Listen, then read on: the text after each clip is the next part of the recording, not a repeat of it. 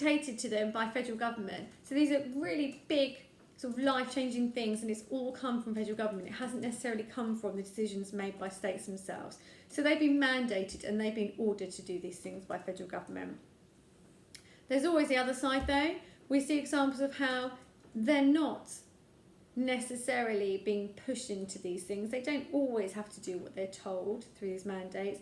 So states do actually determine most of their policy. They do determine most things on health, education, law and order, and their rights are protected by the Interstate Commerce Clause in the Constitution and the 10th Amendment. So remember, the 10th Amendment is reserved powers, and in Interstate Commerce Clause is you can, if it's happening within your state, it's up to you to decide what happens in terms of buying and selling and regulating. It's only when things go between states that the federal government gets involved. So they can pretty much do what they want. In terms of examples of states sort of ignoring mandates and executive orders, 2017, when Trump rejected the Paris Treaty Agreement, the states ignored him and they decided to remain part of it. States have been told what to do in terms of drugs, in terms of the Controlled Substances Act, but they've actually ignored some parts. And we've seen places like California introducing marijuana, while some, like South Dakota, still follow federal law. And if you're found with marijuana, you get put into prison and fined $1,000. Some states have followed the transgender bathroom policies and some haven't. And in some states as well, taxes can be as high, it gives you the example there, taxes can be as high as 7.25%.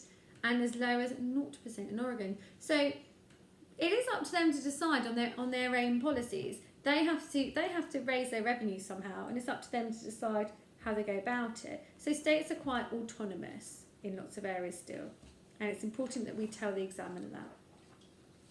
Point 2, the US is not federal because the Supreme Court has failed to protect them.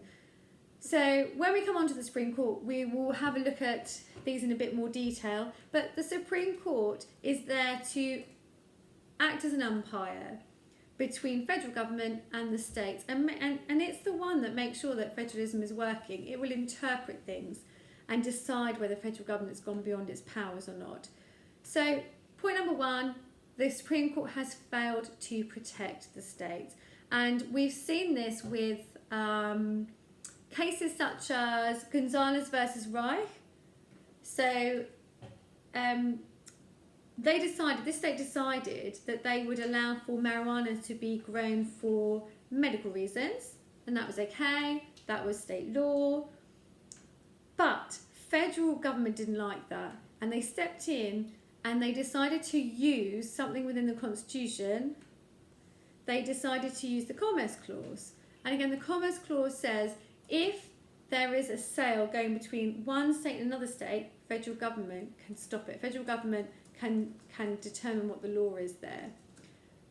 And people were growing cannabis at home, not necessarily intending on selling it anywhere, but federal government said, oh, but they might do. They might sell that marijuana somewhere else. So even though someone's just growing it for their medical purposes, which they're legally allowed to do in their state, they might sell it. So therefore, federal government went to the Supreme Court and said, this is constitutionally our job, we're allowed to step in here, they might sell it to another state, so shut it down, and they did. So there we see the Supreme Court letting the states down and letting federal government sort of tread all over them.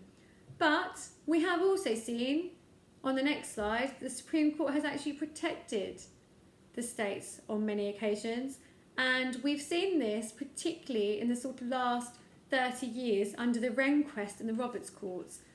Whenever you see someone calling something a Rehnquist court or a Roberts court, it just means that, say Roberts, that's the name of the Chief Justice at the moment. So while he's Chief Justice, we call his sort of era the Roberts court. When Rehnquist was the Chief Justice, which was before 2005, we call that the Rehnquist era. And this sort of amount of time has, we've seen the courts trying to protect the states a little bit more and trying to stop or prevent federal government from sort of dictating to the states too much. So the first case, Shelby versus Holder 2013, was a case about voting rights. So we know that in the 1960s, lots of states discriminated against people, particularly African Americans. So they made people fill out lots of literacy tests and things, and at that time African Americans did not have the same sort of access to education as the white people. So they couldn't vote, they just didn't have access to it. And federal government then said, through the Voting Rights Act, they said you have to make it fairer. And since then, states have always had to tell federal government how they're going to run their elections, and they've had to get approval from federal government before they hold an election. In Shelby versus Holder, the state said, this isn't right. This was years ago. This isn't relevant anymore. We don't discriminate against people in the same way, and we don't have the same differences between different groups in societies. It's not relevant. Federal government should not be telling us what to do. And the Supreme Court agreed and said, yeah, this isn't for federal government to do anymore. And the second one, 2016 US versus Texas. This was the states fighting back against Obama's executive order, where he said that not only could children who were illegal immigrants, not only could they have their sort of deportation deferred and they could stay in the country, but also parents of American citizens could stay. So let's say you were an illegal immigrant and you came to America and then you had a child. Your child would be an American citizen legally, but you still wouldn't be. And sometimes we saw those parents being deported and their children stayed, they were on their own. Obama said, no, we're going to have something called DAPA, the Deferred Action for Parents of Americans program, and he said to states, you need to defer their deportation too. It doesn't matter that those parents don't have the right documents. They have children who are American citizens and they should be entitled to stay. And the states didn't like it. And the Supreme Court protected the states there. So Obama had to go back and look at that again. Now, obviously, that hasn't been very high up on Trump's agenda, and we saw lots and lots of problems with people being deported quite quickly when he came in, and that's something we're going to come back to as well in later lessons.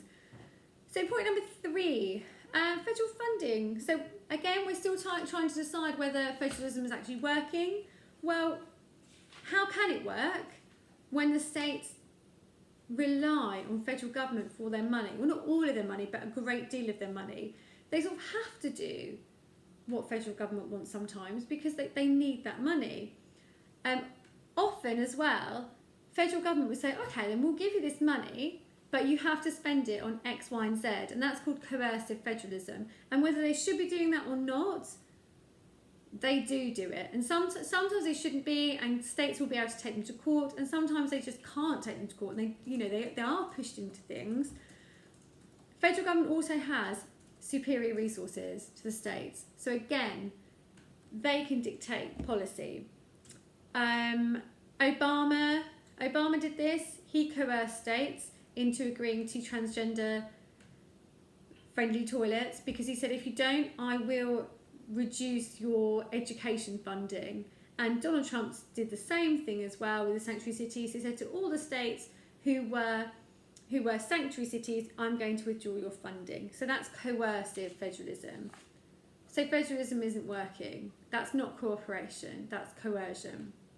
But there is a lack of financial control in some things because states can actually, although they do need money from the federal government, they are able to generate their own money if they need to. They can raise taxes.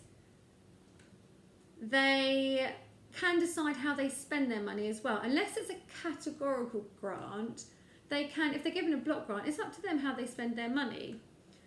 And I think that's it. Yeah, that's what I want to say there. So, conclusions. So the question was, how federal is the USA in reality? So is federalism working? Yes.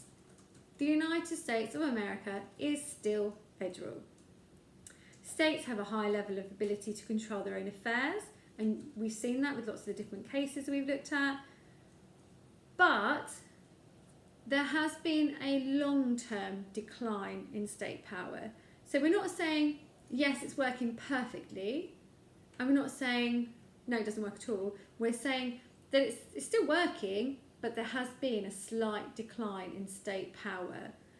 There has been an increased conflict between federal and state governments, and this was particularly seen under Obama in his second term and under Donald Trump, as we said at the beginning, shooting up in terms of litigation. And in most cases, federal government often has the upper hand. So our conclusions should be, yes, it's obviously still federal, it is in theory protected, but while we see federal government expanding, we do see a slight decrease in, well, not slight, quite a decrease in state power. If you want to have a look at some of the case studies that are on there, there are some links. We have looked at all of these, I think, so far, apart from the water rules, so you can have a look at that yourselves. I would write down any extra notes that you can on these sheets, read over it, have a look at anything that you didn't understand, just have a look at it again. If there's a word, look it up. If there's a case study, look at it again. Email me if there's any problems. Lesson 13, you are going to be writing an essay on federalism. It's not going to be the exact title, the exact same title as the one that we've looked at today, but it'll be something similar where you can use these sorts of points. So, enjoy.